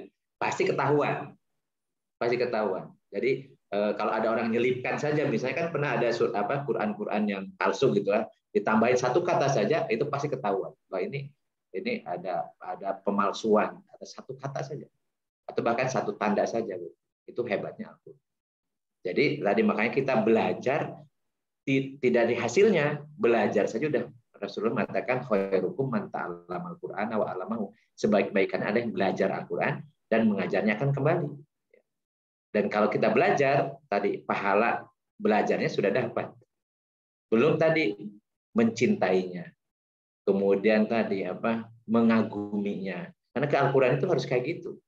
Karena bagaimana dia akan mengagumi, mencintai, kemudian membaca ya. Kalau seandainya dia tidak dekat, tidak belajar gitu. Jadi sarana kita belajar bahasa Arab untuk memahami Al-Qur'an ini adalah sarana kita untuk mengagumi, mencintai, kemudian nanti mengamalkan gitu ya ke Al-Qur'an ini. Tidak hanya sekedar kita pengakuan, kita maksudnya apa Al-Qur'an, tapi Al-Qur'annya nggak pernah dibaca. Ya, ditaruh aja. Itu pun yang lecek Yasin doang, karena itu pun kalau tahlilan dulu ya, neneknya meninggal gitu ya. Ya, jadi sekali-harinya boro-boro. Nah, ini nggak boleh. Bagaimana kitab suci ini sebagai hudan, tapi tidak pernah kita baca. Sebagai petunjuk, tapi nggak pernah baca. Bagaimana kita akan tahu petunjuk? Ya, petunjuk hidup kan gitu. Jadi makanya tadi udah modal mencintai, mengagumi itu udah luar biasa. Tinggal bagaimana tindak lanjutnya. Walau alam tadi Kang Cucu ya yang ada chat dari Kang Cucu. Ya Kang Cucu udah nongol nih, langsung aja Kang Cucu. Assalamualaikum Ustaz. Waalaikumsalam. Ya itu kalau doa kalau tidak salah itu kan ada urutan ya dengan Bismillah dulu, Alhamdulillah dan sholawat kepada Nabi. Terus doa yang kita minta baru kita sampaikan. Mungkin itu kali ya Ustaz urutannya. Gimana ya, Ustaz? Ini sebenarnya disebutnya adab atau etika ya. Jadi kita kalau jadi ini ulama dulu itu memang apa ya? Jadi bukan hanya tekstualnya, tapi rasa juga itu betul-betul gitu. Jadi etikanya atau disebut bahasa Arabnya adabnya gitu ya. Bahasa kitanya etikanya, tata keramanya gitu. Jadi mau minta kepada Allah boleh aja, karena Allah juga mengatakan ud'uni astajib lakum. Mintalah kalian kepadaku, aku akan. Tapi kan caranya kita mau misalnya kita mau menghadap, kemudian mau minta kepada orang tua kita saja kan harusnya milih-milih kata-kata gitu kan. Jangan sama kita minta tapi nggak ada etika, biasanya ya nggak suka gitu. Walaupun Allah ya maaf, dari itu nggak bakalan sama dengan manusia kan gitu ya. Tapi itu ulama itu ketika ini susunan sebenarnya urutan ini kan ulama yang mengurutkan gitu kan. Kalau kita comot sana comot ke hadis Rasul ya doa ini bisa aja kita langsung doa sebagai ajaran Rasulullah tapi tidak pakai urutan gitu ya. Boleh juga. Tapi itu enggak kurang etis. Ya, kurang etis. Makanya dimulailah Bismillah dulu. Jadi Bismillah dulu. Kemudian setelah Bismillah kemudian ucapan pujian dulu pada Allah, Alhamdulillah. Jadi Bismillahirrahmanirrahim. Kemudian bisa juga diawali dengan A'udzubillahi minasyaitonirrajim, karena bisa jadi kita doa pun kita digoda oleh setan kan. Kita A'udzubillahi minasyaitonirrajim, Bismillahirrahmanirrahim. Atau kita kemudian diawali dulu untuk mendoakan Rasul. Jadi sebelum mendoakan Rasul itu baca salawat kan. Ala hadihin niyah wa kullinat sholih ila hadrat Nabi Mustafa. Itu kan Rasul sebenarnya. Baru kemudian diawali dengan apa? Dengan Fatihah. Apa berarti itu kita menghadiahkan pahala? Enggak menghadiahkan pahala. Ini etika kita. Kita sebelum minta kepada Allah, kita mendoakan. Karena ada perintah dari Rasulullah, siapa yang bersolawat untukku. Bersolawat itu kan mendoakan. Siapa yang mendoakan aku, maka aku akan berikan syafaat ya kiamat kan gitu ya. Maka kita etikanya kita baca. Pengkondisian dulu. Baca dulu Fatihah. Dan itu kemudian alhamdulillah hamda syakirin, hamdan na'imin, hamda yuafi ni'amah wa yukafi majidah. Ya Rabbana lakal hamdu. Jadi dipuji dulu, muji Allah kan dulu. Itu artinya muji dulu. Baru kemudian inni as'aluka atau inna nas'aluka. Baru aku mohon, aku minta. Kan gitu ya. Jadi enggak ujung-ujung minta, walaupun boleh, enggak ada kelarangan, langsung minta juga boleh. Tapi etikanya, tata keramanya atau tadi adabnya ini yang perlu kita perhatikan itu. Makanya yang lebih utama doa itu punya wudu, menghadap kiblat, apalagi itu sesudah sholat. Kita diawali dulu sholat dulu, ya nak buduk dulu, baru nasta'in. Karena urutannya di surah Al-Fatihah gitu. Iya kan nak buduk, wah iya kan nasta'in. Hanya kepadamu kami menyembah dulu, baru setelah itu baru hanya kepadamu kami mohon pertolongan. Jadi mohon itu di belakang sesudah ibadah dulu kan. Makanya ulama diurutkan seperti itu. Jadi apa yang kita lakukan itu jangan kalau ini bid'ah, enggak bid'ah. Justru inilah yang seharusnya, karena yang dinilai oleh Allah dan kita butuh itu bukanlah amalan kita, Yang kita mengakibatkan kita masuk surga bukan amalan kitanya, tetapi Allah senang, Allah ridho, keridhaan Allah itu. Kalau kita melakukan sehari semalam semuanya untuk ibadah, nggak cukup untuk bisa masuk surga. Kalau mengandalkan amalan kita, tapi karena senangnya Allah, senang itu bahasa Arabnya ridho, ridho itulah yang mengakibatkan kita masuk ke surga. Gitu. Nah, bagaimana supaya kita mendapatkan ridho dari Allah? Nah, makanya ada etikanya. Jadi jangan dibahas ini bid'ah, tidak dicantumkan Rasulullah. Ya, itu ngomong apa kan gitu ya. Kita cerita tentang ada yang ini meledek Al-Qur'an itu, jadi itu bid'ah dicium-cium. Nah, ya memang dari Rasul nggak ada Al-Qur'annya juga, mushafnya nggak ada. Bagaimana mencium-cium Al-Qur'an itu dicontohkan dari Rasul kan nggak mungkin. Itu ungkapan orang bodoh banget itu. Dulu Al-Qur'annya belum dalam bentuk mushaf, bagaimana ada cium-cium gitu kan. Kenapa kok sekarang kok mencium itu? Itu bid'ah. Enggak, ini takdim kepada Al-Qur'an. Ini kitab suci yang kita kagumi, penjodohan guru kita. Kemudian kita cium sebagai bentuk kecintaan kita, penghormatan kita, apa salah? Masa kalau Al-Qur'an kemudian kita injak, kemudian taruh asal-asalan kan gitu. Dan kita berarti tidak menghormati, tidak mengagumi kan gitu ya. Oh, kita juga kan misalnya kalau orang tua kan, orang tua karena kita hormati, kita biar duduk di atas, kita turun. Yang tua itu suruh naik ke atas kan, itu sebagai tadi etika. Itulah sebenarnya yang diajarkan oleh para ulama. Jadi apa yang kita doa, jadi etikanya itu dahulukan, adabnya dahulukan dulu sebelum kemudian tadi pinter belakangan. Kepandaian belakangan, adab dulu, etika dulu. Karena orang pinter tanpa adab, udah bahaya itu. Jadi sombongnya minta ampun petang-peteng, udah. Isinya ngajak debat melulu gitu, ngajak berantem. Terus udah deh, udah. Ya, dan Allah tidak butuh orang-orang seperti itu. Pasti akan dilemparkan ke neraka orang kayak gitu. Siapa yang ada dalam hatinya kesombongan, ya, mangkana fi qalbi dzarratin minal kibri, ya, la yadkhulul jannata mangkana fi qalbi dzarratin minal kibri. Tidak akan pernah masuk surga orang dalam hatinya ada sebiji sawi saja kesombongan. Jadi ini yang harus kita betul-betul perhatikan gitu ya. Jadi kita ngikutin ulama itu tadi. Itu mereka tata keramanya, etikanya luar biasa. Makanya biasakan ya, Kang Cucu udah mulai itu. Saya lihat awali dengan ini, memulai gitu. Bahkan pidato pun kita awali dulu dengan seperti itu. Bang Daniel mau nanya lagi? Ya, ya. Daniel, silakan Om Daniel.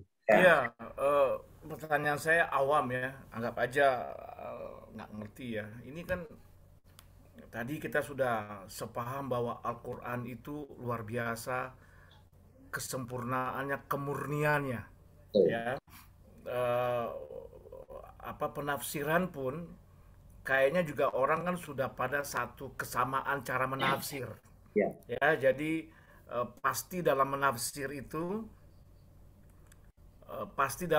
itu mengerucut kepada sesuatu yang mirip lah dari semua yang menafsir, apalagi beberapa orang yang memang bahasa induknya bahasa Arab itu ya, orang-orang Arab sendiri kan. Kita berpikir tidak ada lagi lah distorsi antara mereka masing-masing. Nah, saya nggak ngerti saat ini kan banyak yang aliran-aliran ya, saya nggak usah sebut lah itu ya. Itu pemahaman terhadap penafsiran Al-Quran yang berbeda, atau terhadap hadis, atau terhadap apa ya? Ya, kadang-kadang malah mohon maaf ya, malah bermusuhan ya, malah ini. Kalau pemahaman terhadap Al-Quran dan hadis ya, pertama kan nomor satu kan Al-Quran. Kita melihat kok kayaknya kecil kemungkinan terjadi perbedaan. Nah itu gimana ya Pak Ustadz ya? Ya, kita sebut alirannya bermacam-macam lah ya.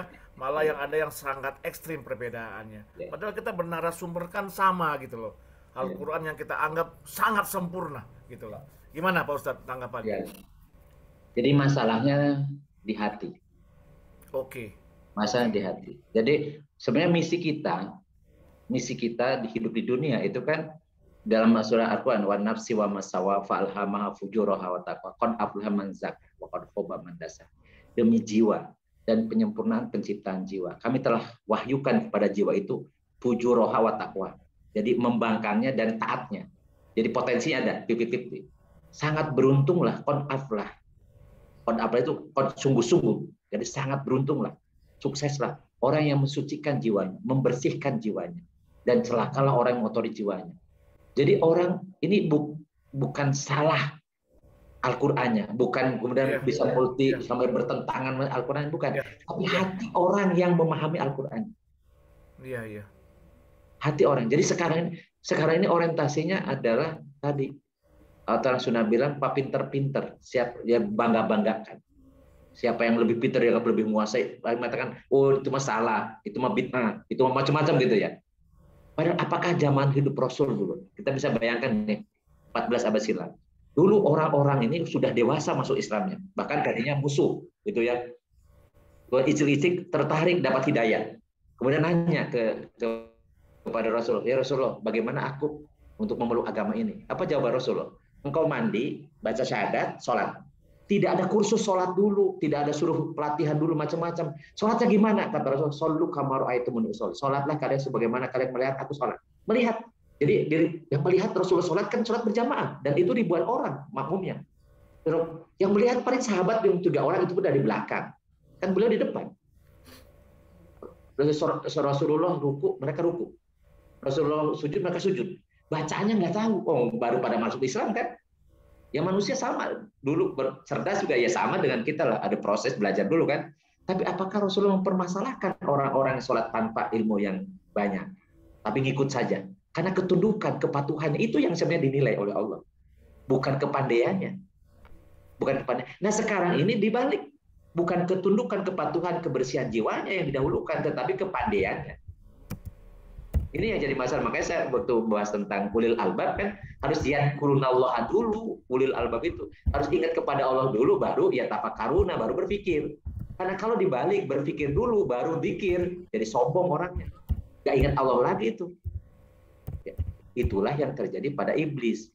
Iblis itu kan pinter, luar biasa pinternya. Tetapi kenapa kemudian dilaknat? Kemudian jadi sampai dilaknat sampai hari kiamat gitu kan? Kenapa? Karena dia sombong, nggak mau perintah Allah sujud kepada Adam, nggak mau, sampai kemudian melecehkan. Kan engkau ciptakan Adam dari tanah, aku ciptakan orang engkau dari api, itu kan? Nah banyak orang sekarang ini sepertinya ahli ibadah, sepertinya ahli ilmu, tapi sebenarnya dia ngikutin hawa nafsu, mirip-mirip dengan iblis. Sombongnya minta. Jadi ya bagaimana tidak jadi permusuhan kalau sama-sama seperti itu. Makanya ingat sabda Rasulullah SAW. Man ta'allamal ilma liyumariya bihis sufaha walijariya bihil ulama walisorifa wujuhan nas ilahi adkhalahullahu an-nar. Adkhalahullahu an-nar. Siapa yang menuntut ilmu, tujuannya untuk ria di hadapan orang bodoh, untuk pamer di hadapan orang bodoh, kemudian untuk bersaing dengan orang-orang pintar, di persaingan, kemudian untuk memalingkan wajah orang kepada dirinya, cari perhatian, cari popularitas, cari follower gitu ya kalau sekarang ya, maka Allah akan masukkan dia ke dalam neraka. Naudzubillah. Jadi pintar itu memang bagus, memang harus kan, tapi itu setelah dia tawaduk dulu, setelah dia bersih jiwanya dulu. Jadi kebersihan jiwa itu yang ini. Jadi selama jiwanya tadi dikotori oleh fujuroha, ya, karena godaan dunia, ya, ingin popularitas, ingin ya macam-macam lah gitu, arisan itu, ingin kebanggaan dan seterusnya, maka ilmu setinggi apapun tidak ada nilainya di hadapan Allah Subhanahu wa taala, seperti hanya iblis. Jadi ilmunya iblis itu luar biasa, namanya juga bapaknya jin ya. Jadi kalau bapaknya manusia kan Adam, bapaknya jin kan iblis. Ya tokohnya kan. Adam diajarkan oleh Allah semua bahasa diajarkan kepada Adam ya. Itu ya paling pintarnya kan luar biasa tuh Adam itu. Anaknya beragam gitu kan, anak keturunannya. Iblis itu luar biasa sama kapasitas, tapi karena kesombongan itulah yang sebenarnya mengakibatkan tercela. Kurang lebih seperti itu sebenarnya. Ya, jadi bukan berarti kita tidak perlu pintar. Ya pintar itu kan proses. Pintar itu sebenarnya kan ukurannya adalah, kalau saya yang ukuran orang pintar itu dari amalannya, kerjaannya, memberi manfaat ke banyak orang atau tidak. tingginya ilmu seseorang itu adalah kemanfaatan ilmunya kepada orang lain. Karena kata Rasulullah, khairun nas anfa'uhum linnas, sebaik-baik kalian adalah yang paling banyak manfaatnya untuk manusia yang lain. Berarti ketinggian ilmu itu dinilai dari kemanfaatan. Sama dengan umur ya. Panjang umur itu menurut Rasulullah adalah yang umurnya bermanfaat, bahkan sampai dia meninggal pun itu masih manfaatnya masih terus. Itu berarti panjang umurnya. Kalau misalnya banyak cuma hitungan doang, sampai 100 tahun hitungan doang, kerjaannya cuma menggunjing, kerjaannya ngadu domba, kerjaannya tadi mencela, mencaci, ujaran kebencian, ngadu domba, berantem, ya pasea orang sudah bilang macam-macam, ya apa artinya panjang umur? Tidak ada manfaat apa-apa, kan gitu. Kurang lebih seperti itu. Udah. Baik, seperti tadi yang saya tulis, alhamdulillah ya Om Arya ya, bahasa Arab tapi dapat ceramah kajian colongan. Ya, ini yang saya senang di hari Rabu nih ya. Alhamdulillah. Ya, pahalanya juga. Amin, amin ya rabbal alamin. Gajinya tambah, kami juga tambah, alhamdulillah. Ya. Karena kalau tidak ada judul bahasa Arabnya, nanti temanya apa? Luar biasa. Jadi saya kalau ngisi pengajian di masjid saya nih di dekat rumah nih, itu gitu. Jadi isinya nanti ya tadi kita ngobrol ke sana kemari, tapi memadukan ya antara kadang-kadang kita sebenarnya ilmunya udah tahu gitu. Cuman kan kadang-kadang tadi ada hal yang ada kunci ya, kata kunci yang itu belum terbuka oleh kita tanpa disadari gitu. Makanya dan jangan lupa juga saya juga harus dinasehatin gitu. Kan tawasobil haq wa tawasobil kita sudah bahas itu kan ya. Itu harus saling menasehati, jangan saya doang. Ya, udah ada juga bisa ini Ustaz Sam bisa ini ada yang keliru mungkin gitu, nggak ada masalah gitu.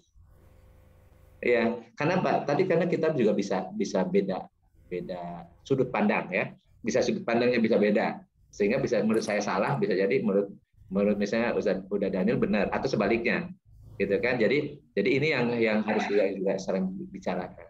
Dan itu niatnya dari awal memang cari kebenaran. Jangan gini, ada orang yang diskusi tapi sebenarnya dia cari pembenaran. Ujungnya debat kusir. Kan ada asbabul wurudnya debat kusir itu. Udah Daniel tahu nggak debat kusir asal usulnya? Enggak. Itu ada kusir. Kusir itu kan itu delman kan? Iya. Delman.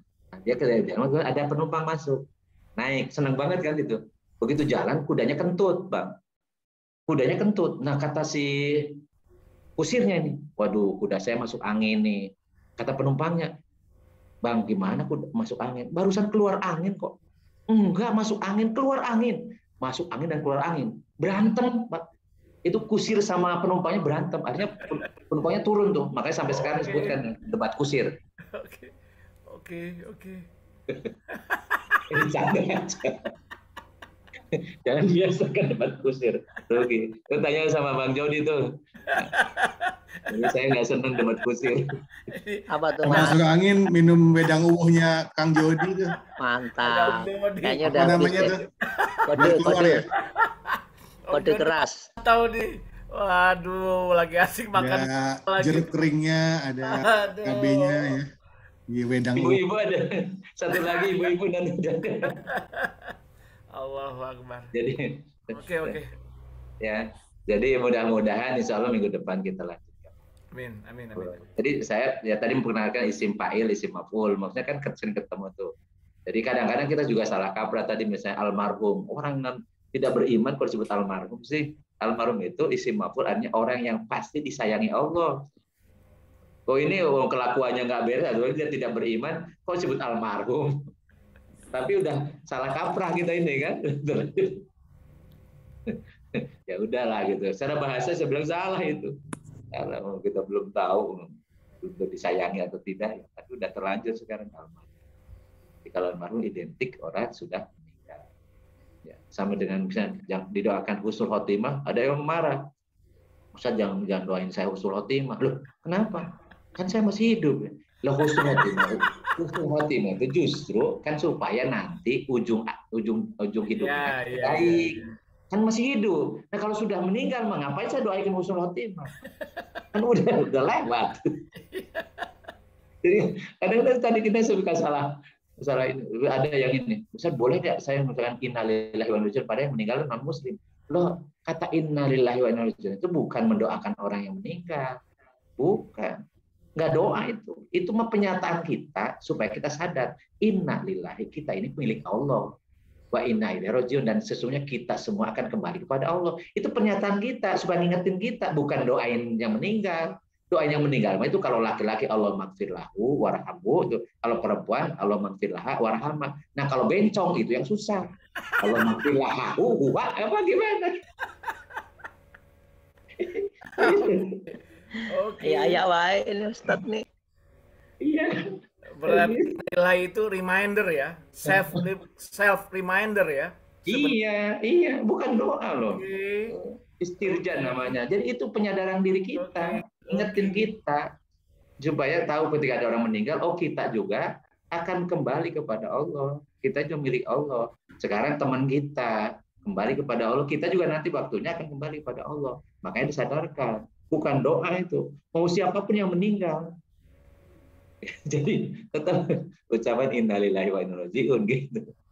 Ya itu karena kita nggak terbiasa gitu ya. Jadi hanya kemudian ya tadi sebagai ucapan salam juga gitu kan, gue bilang udah assalamualaikum, kumsalam itu apa maksudnya? Kumsalam itu lam, apalagi parah. Lam. Assalamualaikum. Ya harus serius itu. Jadi kita mendoakan orang kok nggak serius sih. Harus serius. Semoga keselamatan atasmu dunia akhirat ya, dan kerahmat Allah dan berkah Allah. Berkah Allah dijawab waalaikumsalam warahmatullahi wabarakatuh. Sambil salaman, itu salaman dosa orang yang bersalaman itu akan berguguran. Jadi makanya salamannya sampai digebuk-gebuk ini karena jurus yang banyak. Wah, langsung masukin hati ke sini kan ya. Itu. Baik. Biasa juga nggak ngantuk ya, karena tadi langsung ya. Yang salah tukang beca, dia udah ngadulin saya bilang. Itu tadi debat kusir itu yang salah siapa coba? Yang salah tukang beca. Mang mau kemana? Narik beca. Sampai beca bukan ditarik Pak, didorong. Salah terus tukang beca itu. Ustadz Daniel ketawanya ngakak itu. Iya, dorong beca bukan. Ini lari sampai beca bukan ditarik kan? Didorong sama dia. Iya, dapat bonus. Kayak air mancur, air muncrat bukan mancur mestinya. Kalau mancur dari atas kalau. Ayo kita sama-sama. Itu ya, jadi mudah-mudahan sehat semua ya. Amin.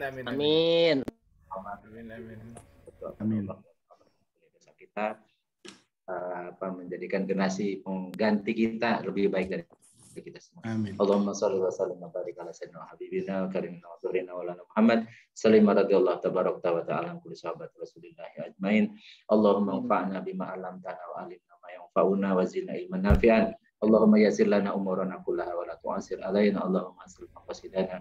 Rabbana la tuzigh qulubana ba'da idh hadaytana wa hab lana min ladunka rahmatan innaka antal wahhab. Rabbana atina fid dunya hasanah wa fil akhirati hasanah wa qina adzabannar. Wa sallallahu ala sayyidina Muhammadin wa ala alihi washabbihi wa sallim. Subhanakallahumma wa bihamdika asyhadu an la ilaha illa anta astaghfiruka wa atubu ilaik. Subhana rabbika rabbil izzati amma yasifun wa salamun alal mursalin walhamdulillah. Assalamualaikum warahmatullahi wabarakatuh. Waalaikumsalam warahmatullahi wabarakatuh. Apa kabar Om Jody? Aduh, baru dong. Saya pisan. Ranca bana. Pamit ya. Oke, Liv. Makasih semua.